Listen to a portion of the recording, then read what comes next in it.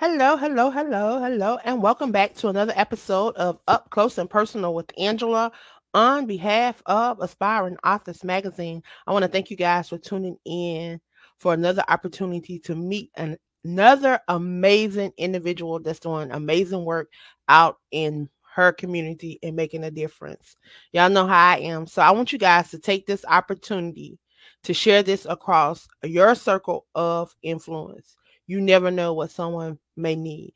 A little nugget could take you to the next level. So I want you to share this across your platform. So for those that do not know who I am Angela Thomas Smith. I am the founder of AALEC, which is the African American Author Literacy Awareness Campaign. I'm also the CEO of Aspiring Authors Magazine, where I believe in bridging the gap between brown authors all over this world and touching on topics that's affecting brown authors and the brown community. So I'm going to bring up my special guest and we're going to find out a little bit more about her. Welcome, welcome, welcome, welcome. Hi, Angela. How are you? How are you? I'm making it.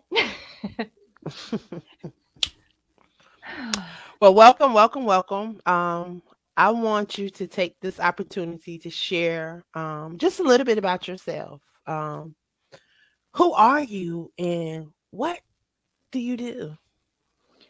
well, I'm a domestic violence survivor, um, and I have been sharing my story across platforms with several different people and trying to get my voice, my story, because even if it affects only one person or helps one person, that's what matters to me.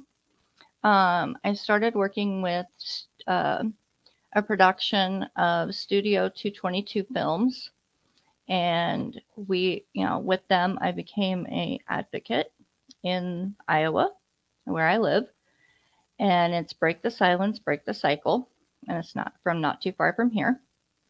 Um, the bracelets, well, the wristbands, whatever you call them, however you want to call them, they say not too far from here on them, and they have Love Is, and if you text Love Is to 22522, it will connect you to the National Hotline of Domestic Violence to help somebody, like when the police go out to a domestic violence call, if they're not, ready to go, then the police can just leave a bracelet and give them that lifeline to reach out.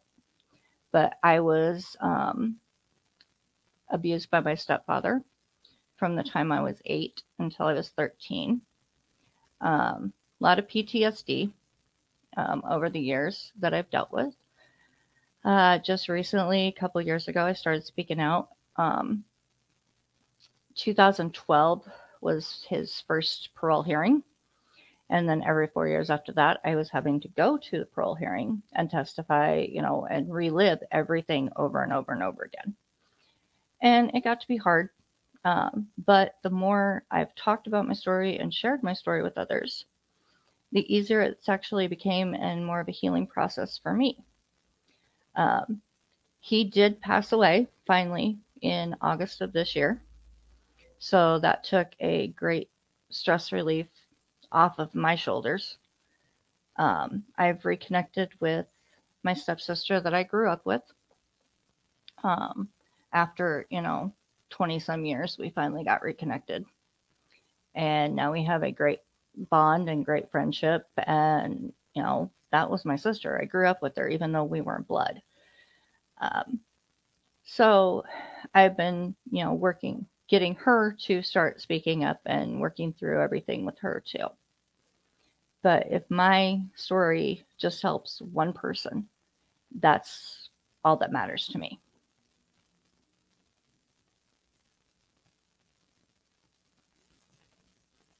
And I think I lost Angela. So, but that's, a little bit about my backstory with my stepdad. I was 8 when my mom married him.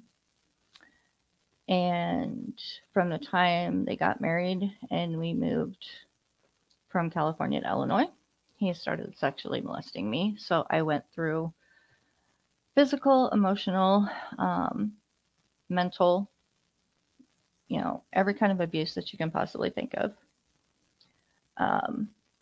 We did have family that was nearby. They knew, and they wouldn't do anything. They just kept telling my mom that she had to, pretty much, it was her marriage, she needed to deal with it. And, just over the years it progressed.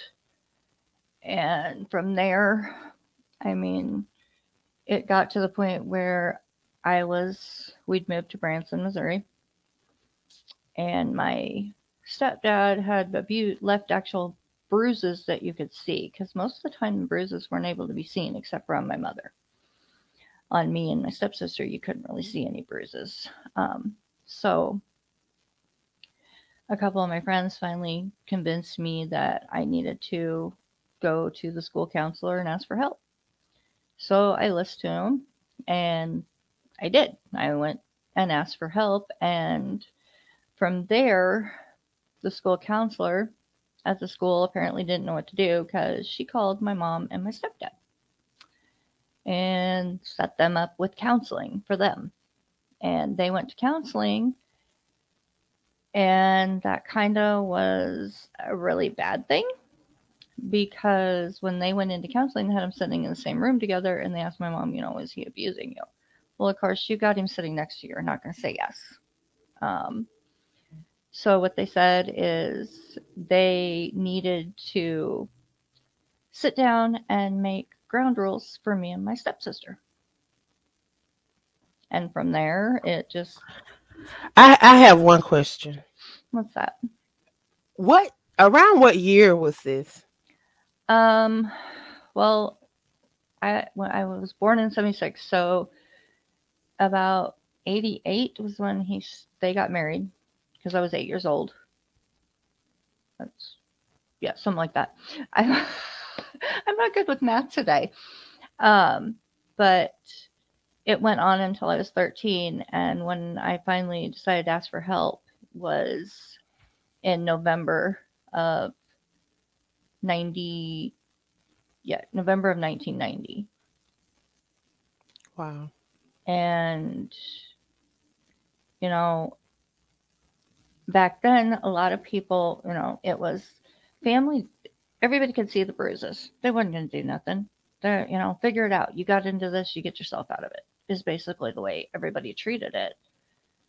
And nowadays, if somebody sees a bruise, it's child abuse automatically.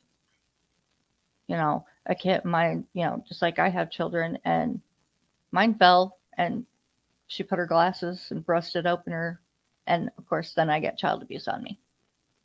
But when I was a kid, kids get bruises. There's, it's not abuse. Kids are just going to say something if they don't like, and no, that it was like the school counselors didn't even have a clue. They tried to help, but they actually made it worse. Because when they said that we needed ground rules, my mom made the mistake and told my stepdad, I want a divorce. He proceeded to strip her down and try to strangle her. So she, never tell an abuser you're leaving them. That's one thing that I've really learned. You never tell them you want out or you plan on leaving, because it almost got us killed. So.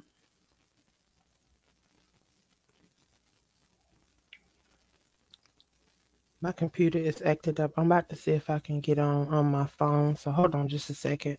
Okay.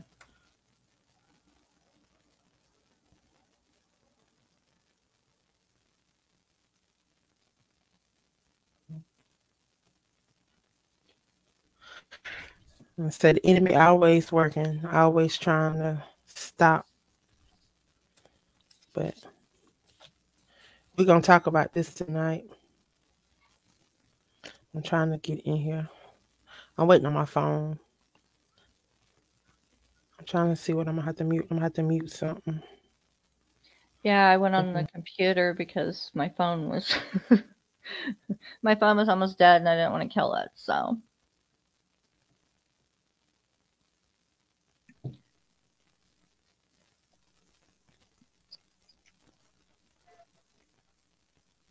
see if this works better. Can you hear me? Yeah, I can hear you. I don't know. Can you hear me? Yeah, I can hear you. Can you hear me?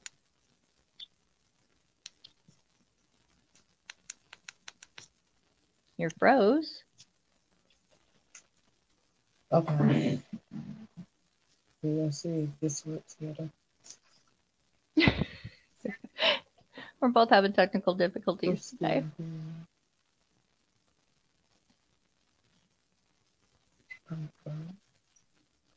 Yeah, the computer is froze. I can see you on the screen. We can go ahead and talk because I can see you on the phone. Okay. So we're good. So you can hear me? Yes, I can hear you. Okay, so you said that you told the school, and then the school pretty much pulled your parents together and said, okay, y'all need to work this out because your child pretty much come and told us that there's some abuse going on, that she's not being treated right, and your stepdad took it out on your mom. Yep, because like I said, I went to the school counselor with two of my friends that had seen the abuse, seen the abuse, seen the bruises. And all the school counselor did was, well, so she called my stepdad and my mom. And then they said they needed counseling, so they set up counseling for them. And then that counselor is the one that told them, oh, no, it's not the kids, or not the relationship. The girls just need discipline, because it was me and my stepsister. So because y'all need discipline because your stepdad was abusing y'all? Yeah, pretty much. And y'all reported it? Okay. Yeah. So that goes back to that mentality where we say what goes on in the house stays in the house. And then kids don't want to tell what's happening because of stuff just like that. Because and see, teachers not going to believe them. Exactly. Because they don't know how to deal with it. So they're like, oh, well, we don't know who to call. So they called the parents. And they're like, well, this is what your, daughter said, and this, that, and the other. So my stepdad's like, okay, fine, we'll go to counseling. Well, then they asked my mom in front of him in the same room, sitting side by side, well, is he abusing you? Well, if you say yes, you're getting beat up when you get home. If you say no, then there's nothing wrong with the marriage.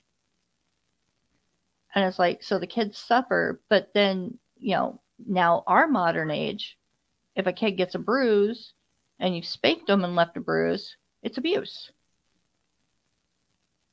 I mean, my stepdad used to use a belt. He'd handcuff us to the tree. He'd take him and handcuff me and my stepsister to a tree. But that's not abuse. Wow. I just can't believe, we're around the same age. And I just can't believe that this was taking place because no, not in my school. If they saw that, DSS was going to be right there, or DCC or whatever, whoever they were, whatever the name of it was going to be right there. I'm saying I watch people lose their kids to foster care. There was kids all the time at our school because there were a lot of foster parents that was in the area. Mm-hmm. Well, this was also in Branson, Missouri, which is the capital, the tourist attraction, and we don't want anybody that's moved here or anybody that's in the area to know this kind of stuff goes on. And wow. I mean, years later, when I was 18 and had my daughter, I had a DHS worker constantly at my door trying to take my kid because her dad's side of the family was saying I was abusing her. But where were they when I needed them or when my stepsister needed them? We almost died. I got hit in the head in my sleep twice. I had a 50% chance to live in transport, and my mom was hit 7 times. Wow. And she was given a 20% chance to live in transport. And it's like, what is wrong with the system, you know? Because, like I said, nowadays, they want to take your kid for everything.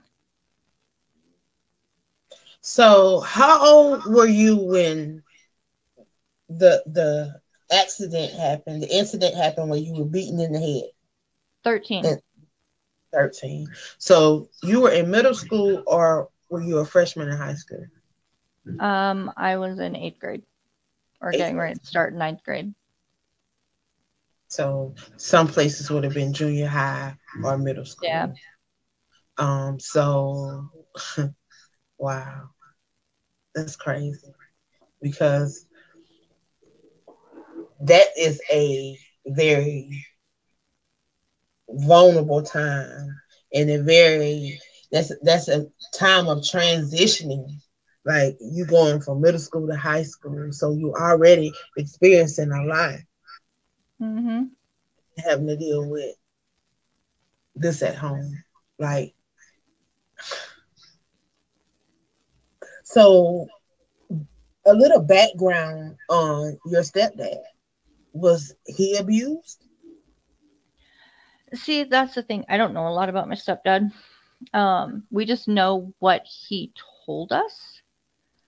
And what he had told my mom was that, because he was a cross-dresser, so he would dress up as Cindy.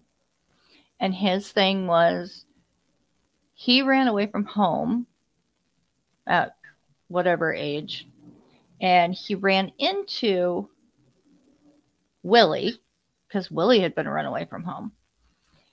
And he met Willie, so he took on Willie's personality and all of Willie, and so Willie himself could just disappear, and that he was a female that had a sex change to become a male. So his real name was Cindy, is what he told us. Wow. Yeah. So but he had been married to my mom. See, my mom and my step. How did your mom meet him? Okay, so I was going to school. I met Alicia, which is my stepsister. I met her in kindergarten. We became friends. My mom was selling Avon. She became friends with her mother, which was married to my stepdad. So her dad was married to her mom. My mom ended up having an affair with him, I guess, or something, because the only thing I remember is her mom coming through our door and you've been my husband, and my mom made a comment of, yeah, because you're not. And, next thing I know, I'm being told at the age of 8 that these are my siblings because he's really my dad. My mom divorced my dad. I had visitations with my father, and she told me, oh, well, the guy that you've been with for 8 years is not your father, and Willie is your father. And okay, so I changed my name. I went by Misty because Rasel was after my real dad's, which I found out when I turned 13 after, my stepdad tried to kill me, that he was my real dad. So my life got really confusing because I was raised with my real father, Russell, until I was 8. And then at age 8, I'm told, no, he's not your real dad. Your stepdad's your real dad. Well, I don't want to be named after him if he's not my real dad. So I went by Misty. It was never legally changed, but I didn't know that. So when I went to school, all of my school records and the court records and everything through this whole thing is Misty Bowling, is what name I was listed under for everything. When legally my name was still Rasel Hall. But I didn't know that until after I almost died at the hands of what I thought was my father. Wow. Wow. So when Alicia came to live with us, because she came to live with us when I was 11. I'm only, which didn't make sense and was confusing because with him, Alicia's only 11 months younger than me. Because I didn't understand, you can still have two different moms. And, yeah. At 8 years old, I didn't understand that, But, yeah, she's only 11 months. So basically that, if he would have been my dad, then one of them was cheating on somebody. So, yeah, it was really confusing. And, my aunt and my grandpa and all them said, if they would have known that he was sexually abusing me, they would have stepped in and did something. But yet they didn't come in when they'd see the black eyes with my mom or any of the bruises on my mom. They'd tell her, well, it's your marriage. You need to figure it out.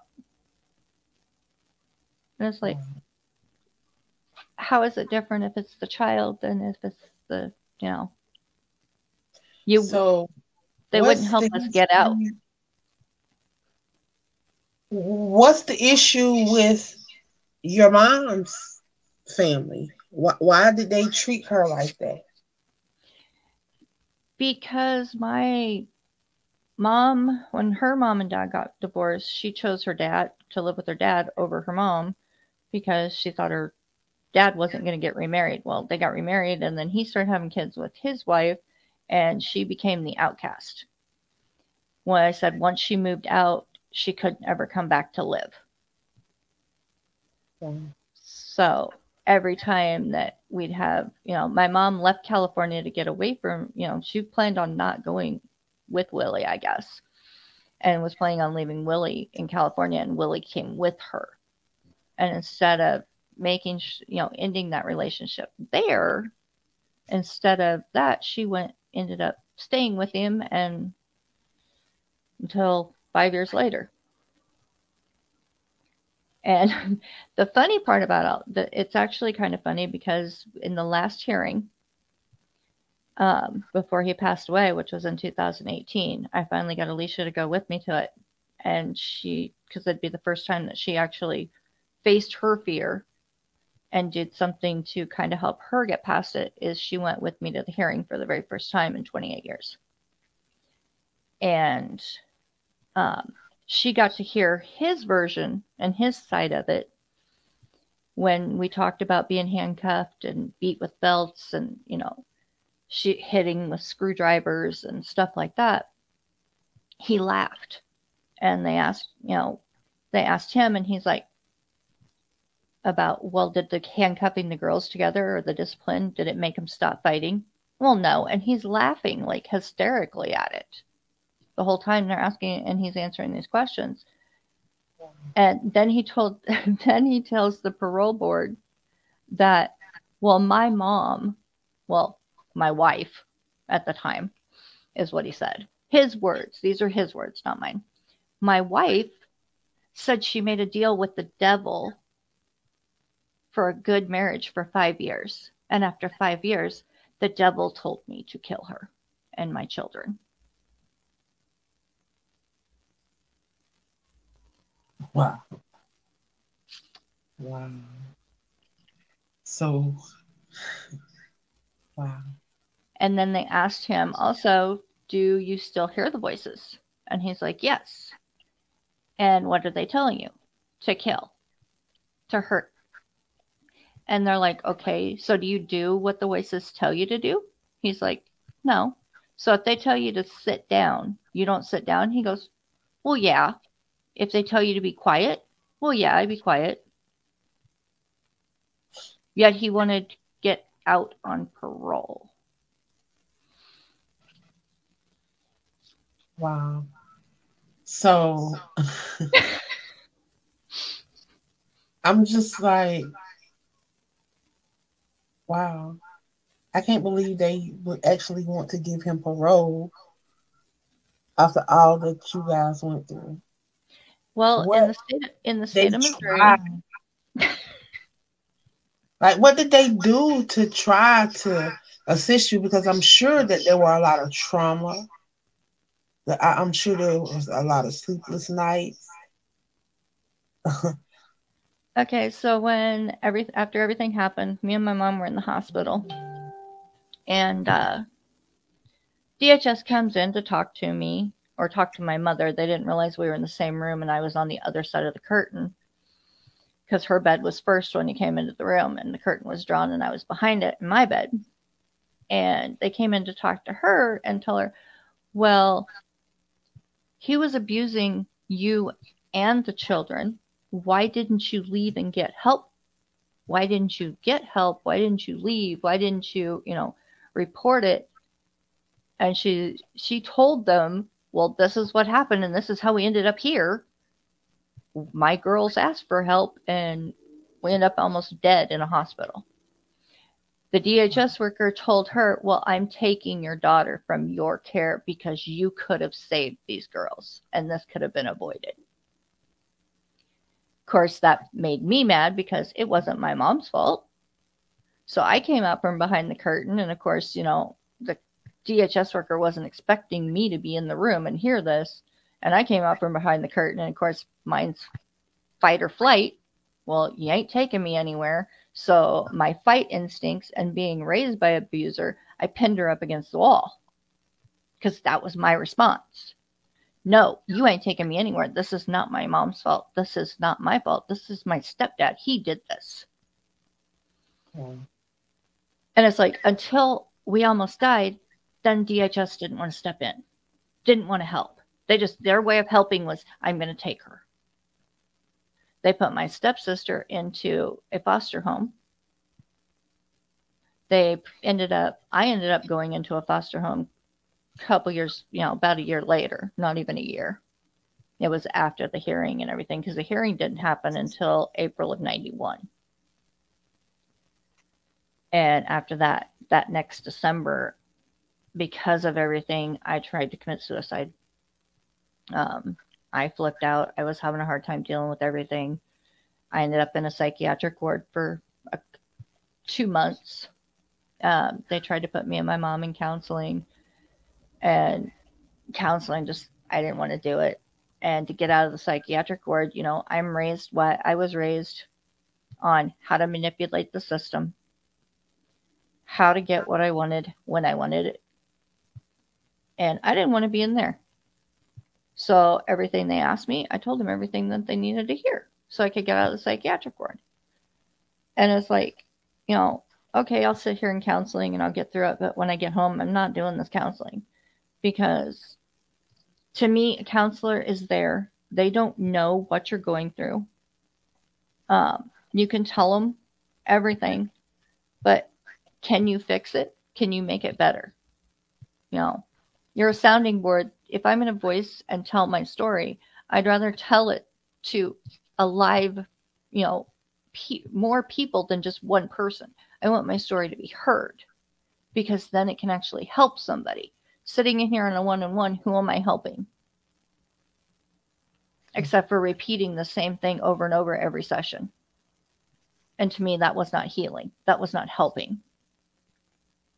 So when I started speaking out and sharing my story, and it let a lot of pressure off of me. And people don't understand that. That's why I love to share. I love to open up my platform to give people the opportunity to share, because one little nugget can help somebody. It's like they want to silence us. They want us to be quiet. They don't want us to share that, there's survivors out there. There's survivors that can help you. There's survivors that they can tell you their story and, help you by not, don't tell them you went out. Don't tell them that you want a divorce. You have to have an escape plan. So my thing is, I've been thinking for a while now. You know how they have the sex registry and sex offenders have to register? Yep. And you know how you're in Missouri? At the time, we were in Missouri, yeah. So what are the laws like? So how do they determine what is domestic violence? Do they have what they call CDV, criminal domestic violence charges?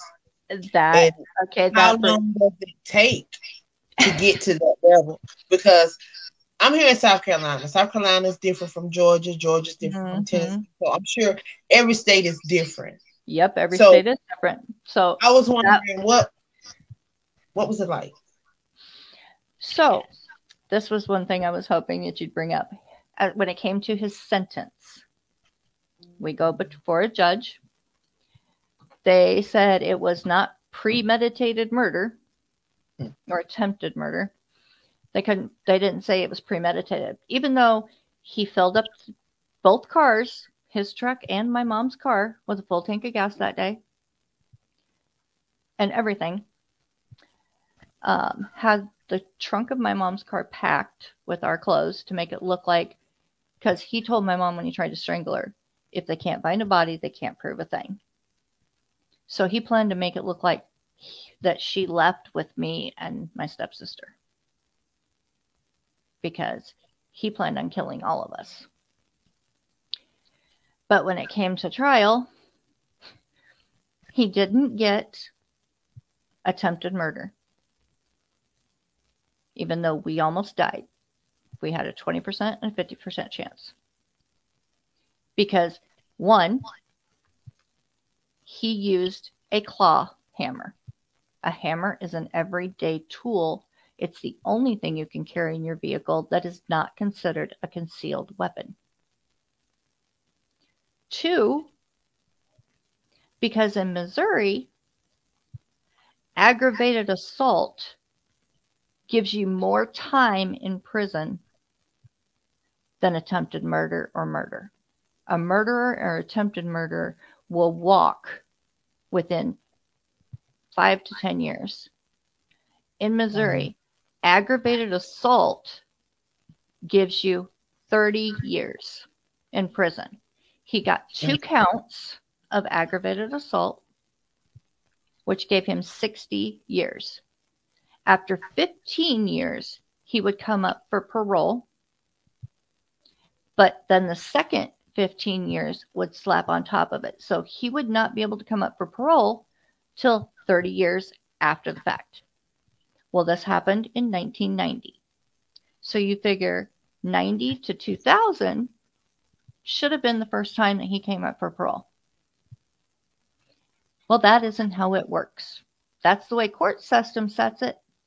But then when it comes down to it, he came up for parole in 12 years. And after 12 years, if I didn't know he was coming up for parole. I hadn't heard anything, didn't know where he was, didn't know where he was in prison at. So I started calling around to find out where he was. So I called Taney County Sheriff's. They told me he'd been transferred to here, transferred there. So I called Farmington Correctional Facility in Farmington, Missouri. They told me that and they're like, mind you, this is in October, 12 years after it happened. In October, I called them. Well, his parole hearing is next month on the 17th. What? It's been 12 years. Well, we couldn't know how to get a hold of the victims. So if there was no victims that showed up to testify against him, we can release him. So if I hadn't called trying to find out what was going on and found out that he had parole, he could have been out, because they didn't keep in contact with any of us. They lost contact is what they said. But yeah. But it's crazy though. It's crazy that they can not contact the victim and release somebody that almost killed 2 people. But then you have people that are incarcerated right now that are innocent. And because they don't want to do paperwork and they don't want to do what they're supposed to do, these people still sitting in jail. And see, he never got charged with the sexual abuse because when they asked me, okay, you got me on a witness stand, he's sitting in the room, and you asked me, did he ever sexually abuse you? Well, I'm going to say no because at the age of 8 years old, I don't know how the system works. I don't know if he's going to stay in jail because he tried to kill me already. Well, at the age of 8, when he started sexual molesting me, he told me, well, if you ever tell anybody, I'll kill you. Well, let's see. You just tried to kill me. So you're asking me on the stand, did he sexually molest me? No. I'm 13. You got me on a stand and you asked me if he's... No. Because he's sitting in the same room and I already know he tried to kill me. And I don't know that he's going to not walk out of this courtroom. Wow. Because he tried once doesn't mean he won't do it. He won't go to finish the job. So he never got those charges because I was too scared. And by the time I said something, at that time, there was a limitation. There was a 5-year statute of limitation. And I had actually blocked a lot of it out. And forgot about it. And then by the time I realized it, the statute of limitations was up. Now, there is no statute of limitations in the state of Missouri. They passed a law down there, and it's no longer, there is no statute of limitations. And it's like, well, he's dead now, finally, you know. But even when they passed that law, they still would not put the charges on him. Because that's a life sentence in Missouri is only 30 years. That's a life sentence. So I'm just... So a murder or attempted murder doesn't even give them a life sentence. Aggravated assault will give you a life sentence in the state of Missouri. But if you kill somebody, you're going to get out sooner. So we are now in the 21st century. We are in 2021. In the midst of this pandemic. I really... Have you noticed any changes, any difference in the things that are taking place in that state to move forward to help stop domestic violence? In Missouri, I have no clue. Because I know actually, no, they really haven't done a lot because my stepsister, she had been with the guy and I actually almost had to go down there and get her out of the situation. He ended up breaking her laptop, busting up her car, putting holes in the wall, punching her, giving her a black eye. And as far as a restraining order, this is another thing that's messed up. She left. She left him and took the kids. The kids were hers, not his. So she left the townhome and left him. And they forced her to go back to the townhome, even though she was working with Crisis Center and had asked the Crisis Center for help. They told her she had to go back because her name was on the lease, that she couldn't leave the townhome. She couldn't get out of the lease. There was nothing. They couldn't help her. Because I was gonna move her up here to Iowa. And there's a lady I just interviewed. Well, I didn't interview her. It was on the 24-hour takeover. Cheryl LeGrand invited her on. And she was sharing about, I thought I wrote the name of that house down. She wrote the name of it. She said, and these people they got lawyers on staff and they will get you whatever it is. Have you heard of Mercy House, I think? We have a House of Mercy here, but it's not for domestic violence. You can't get into it for domestic violence. You have to have a drug addiction. I don't I don't think that it. Cause this is strictly for domestic violence because it was for the 24-hour takeover. The young lady came on and she shared on the platform the I thought House of Ruth. Okay, I haven't heard of that one. I haven't heard of she that said one. they're all over. She said it's a national organization called the House of Ruth, and she said they're in a lot of different locations. I want to say she's in New York or North Carolina. Not sure. Can't remember. But she said they're all over the place. And she said they have on staff lawyers and all kind of stuff. And they help you get out your lease.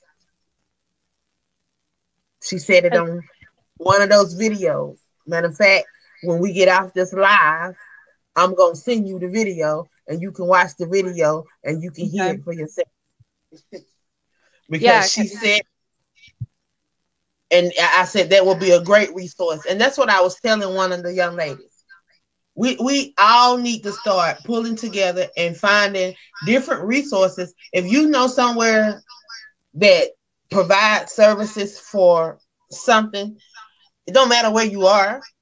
Because if people can get the services, some people can get there or some people can get the services to them.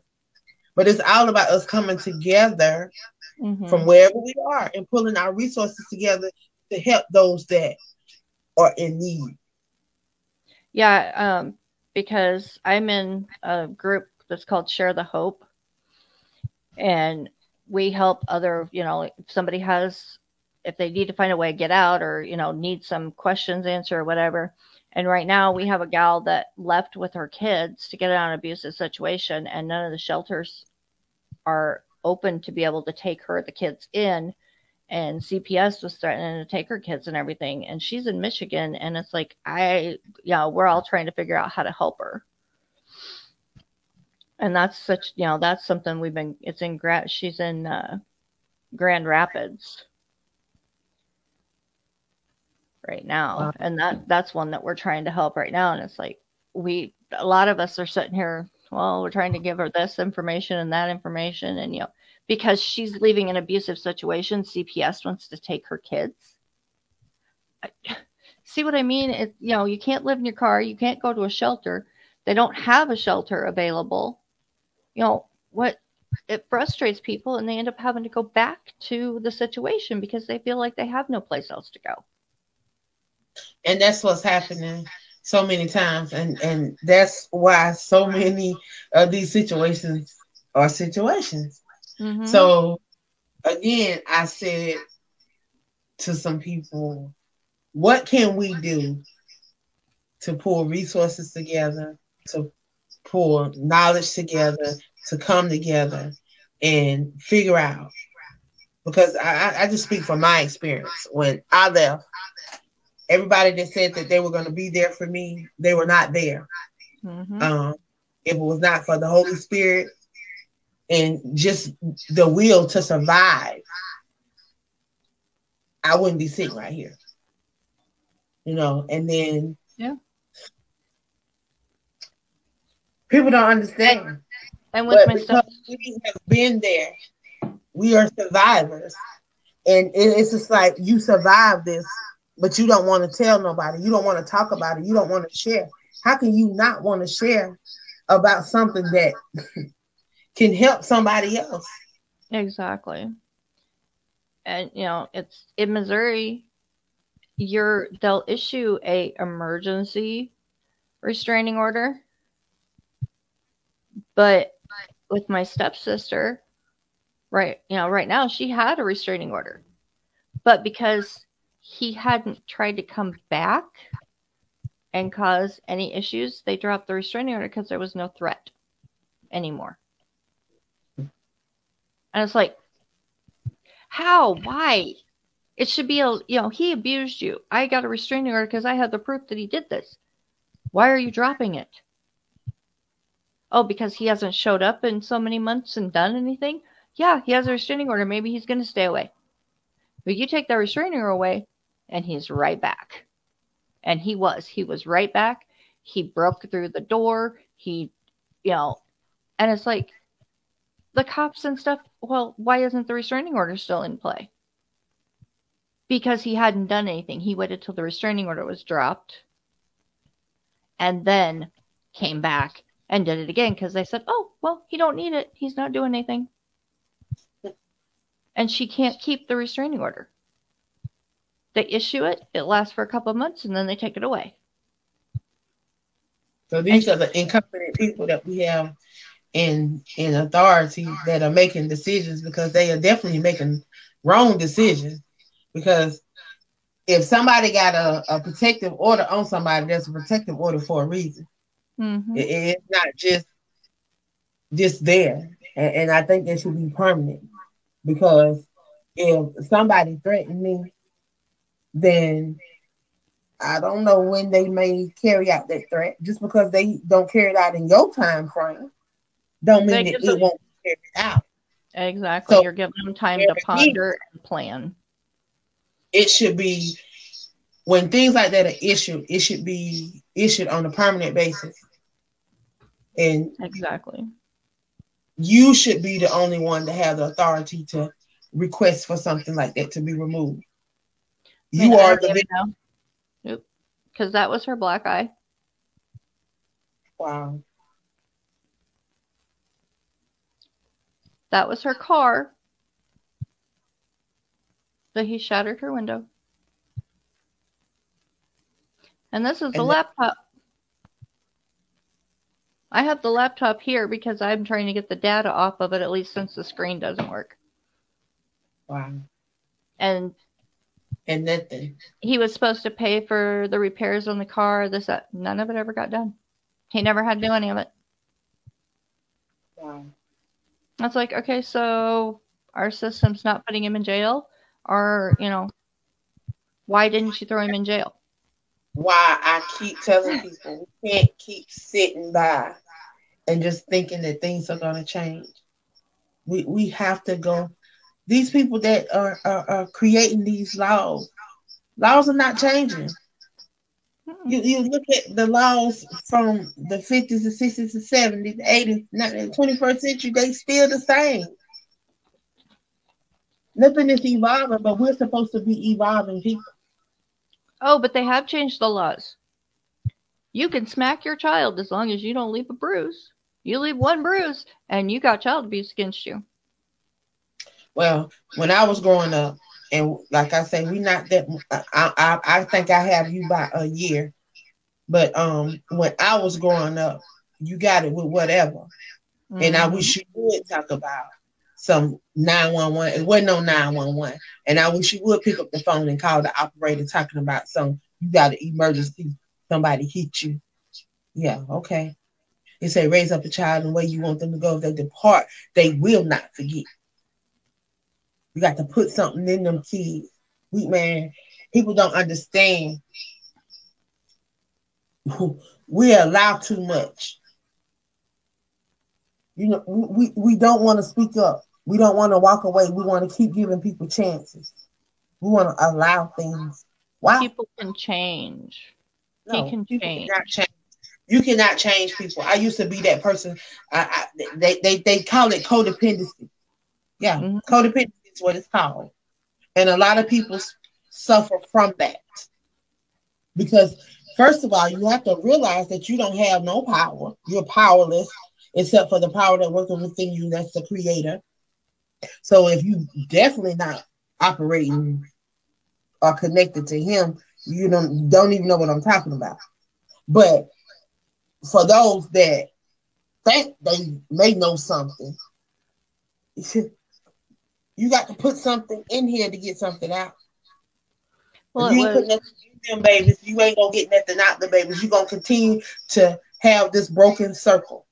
Yep. Hurt people hurt. Proven facts. But I know there was a story, and it was a conversation that I had with several of women in the group that I'm in, and there was a story that the gal had fought back against her abuser. I mean, he literally beat her because she literally killed him In defense, she went to prison for 15 years. But it was self-defense. She's got a black, I mean, her face was just pulverized. So I got a young lady that's going to be on. I think she's going to be on here too. Yeah, she's going to be on the end of the month. But she's going to be on my other network on the 20th. She, oh my God, her testimony is amazing. Like, she was abused and she was charged with murder. And after 4 years of back and forth trial, she was acquitted. It should have never, it shouldn't come to that. You've got proofs that he's, beat you on multiple occasions. And, because you get these reports of repeated calls to this house, and it comes up in these trials over and over. That is the cycle. That is the thing that is happening. I'm just sitting here, just trying to replay this whole story that you gave me, and how people didn't realize what was going on, because I'm sitting here, we're the same age. Mm-hmm. And I'm sitting here like, in my community, people would have saw this. This wouldn't happen. And see, my stepdad moved us around. He moved us from California to the Illinois. We were there for a couple of years. Then he decided to move us down by his family, after basically my mom's side of the family said, well, it's you're married, you need to figure it out. And that's when my stepsister came to live with us.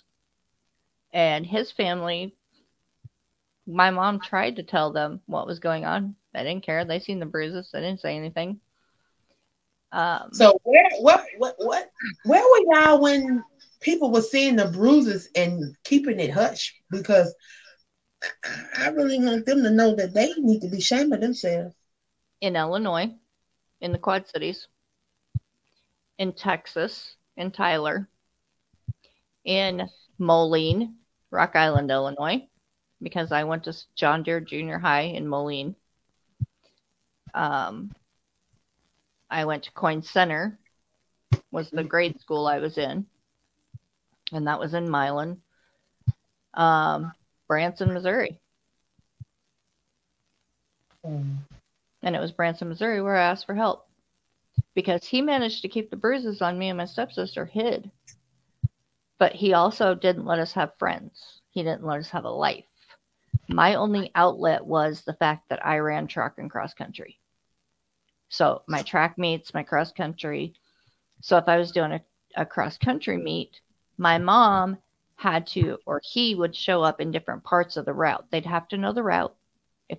So he'd have to know the whole route, and he'd have to be able to show up in different parts of the route to make sure that I was still on that route. And then I ran the Big 7 road race. And the very first time that I ran the Big 7, you can't keep track of somebody because you can't go and follow. There's so much of a crowd, you can't follow and know. And there's thousands and thousands of people. So my grandfather was at the midway, so he would know if I hit the mid, But at that time, there's no cell phones. So there's no way to communicate because my mom and my stepdad are at the finish line. So my grandpa knew if I hit, and then he'd find a way back down. And yeah, she's went past the halfway mark. She should be coming through at any time. But, that's a 7-mile road race. Wow. I could have disappeared anywhere on that road race. And there would have been nothing that he could do about it. But it was something that I was passionate about. So it was something I was bound and determined I was going to do. Wow. And that was how I got, away from a lot of it. That was how I relieved my stress. That's how I got out of the house. I'm going to go running. Okay. That was the only reason that he'd let me out of the house. I'm going to go run. Okay. We weren't allowed to spend time with friends. What is life like now after all of this? What is life like now? I mean, family's going to have ups and downs because all families do, especially mine. But, my kids, my, two oldest, they live with me. It's actually my daughter's house. She bought it. My mom lives here. And I mean, I had to force myself to learn how to be dependent instead of being codependent on somebody all the time. And I still have issues with that because the last, 3 years, I've had so many medical issues, and now I'm taking care of my mom and her medical. So it's hard for me to go to work. So my 26-year-old and my almost 20-year-old are taking care of me and my mom. So, and I hate being codependent on somebody. I want to be, if it comes down to something breaks in the house, I make sure. But I've always told myself, I do not need to be in a relationship to be happy. I have been in so many of them. I've been in a couple, bad marriages that were abusive. And I raised my kids. Never rely on anybody but yourself. You can't trust anybody. It's hard to trust anybody. Be careful what you say, be careful what you do, and, yeah, I guess my kids kind of but I had a really restricted childhood, so I wasn't able to do a lot. So when it came to my kids with me, I was kind of probably too lenient because they haven't learned a lot of, survival skills. My daughter and my son are just now learning my daughter, is learning how to fix things in the house. So otherwise it's, I'll just call a plumber, or I'll just, I'll call so-and-so to do this, no, if you can do it yourself, do it yourself. Right. Because you can't always, all these people say they'll be there for you. And I mean, every time I've needed help, there's been nobody there. The only people I can turn to is my own family. And that's my mom and my kids. Well, I definitely want to thank you for stopping by tonight. We're going to get ready to wrap it up.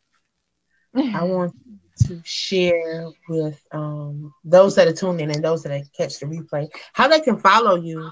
What social media sites are you on, and how can they get one of those bracelets? One of these bracelets, it is studio222films.com, and there's also an email because you can order at that, or info@studio222 films. If I can get it to focus. There we go. So that gives you time you can kind of see it too. But that's where you can get the bracelets. When you get them, this is the containers that we've been putting out. It says 1 out of 4 females and 1 out of 7 males are victims of domestic violence. So many are unaware there's help available.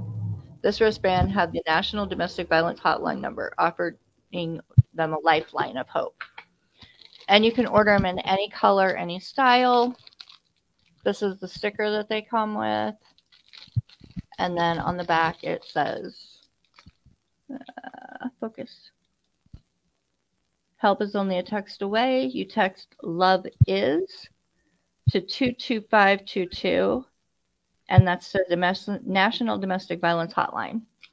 And as far as getting in touch with me directly, the best way is my Facebook. It's under Rasel Hall. Oops. If it'll focus. There we go. The Misty is because all the people that knew me for 5 years, I grew up as Misty, and they haven't got to where they can call me Rasel because it's weird because they've known me as Misty all those years. And the Derby is because I had a lot of family looking for me under my mom's side of the family, and the Derby is her last name, but it's under Rasel Hall. All right. Facebook. So, are you on Instagram? I am on Instagram. Let me pull up my Instagram real quick because I don't remember the name. No, I want my Instagram. It is RAZ_H.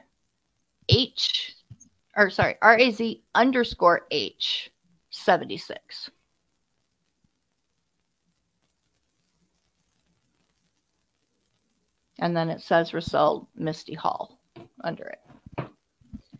So those are the two easiest to get a hold of me at.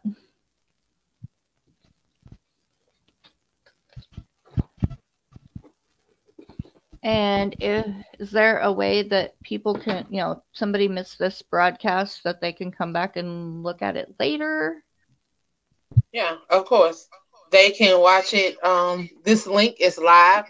Everywhere that this link has been shared, they'll be able to click on it and watch it. They also can visit the L3 movement page where we're streaming live from. It is archived under the video.